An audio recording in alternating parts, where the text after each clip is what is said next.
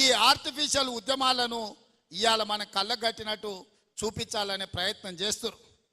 ఎప్పుడు కేసీఆర్ బలైన పడతాడో, ఎప్పుడు కేసీఆర్ పతనం అవుతాడో విద్యార్థులను రెచ్చగొట్టి వాళ్ళని సావగొట్టి వాళ్ళ శవాల మీద పార్టీని బతికించుకోవాలని ఈ సన్నాసోడు విద్యార్థుల శవాల కోసం ప్రయత్నం చేస్తున్నాడు.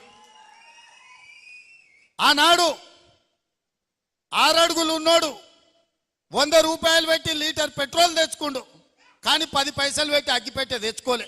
పెట్రోల్ డ్రామాతో హరీష్ రావు డ్రామా ఆడితే ఇది నిజం అనుకొని శ్రీకాంతాచార్య అని పేదోళ్ళ బిడ్డ పెట్రోల్ పోసుకొని తెలంగాణ ఉద్యమంలో ప్రాణ త్యాగం చేశాడు.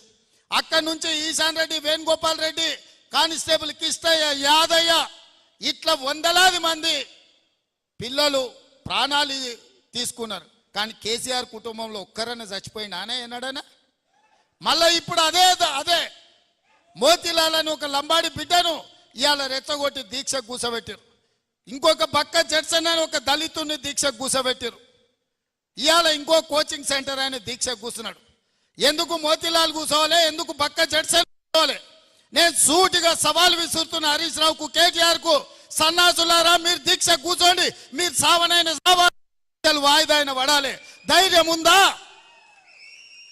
రాండి ఉస్మానియా యూనివర్సిటీకి వచ్చి ఆర్ట్స్ కాలేజ్ ముందల బామార్దుల ఆమరణ నిరాహార దీక్ష కూర్చోండి.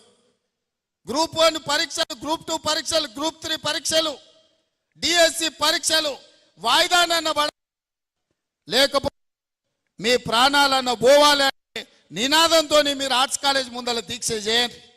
మేము కాపలా ఇస్తాం, మిమ్మల్ని ఎవ్వడు ఆపడు, సూతం ఎన్రోల్ చేస్తారు.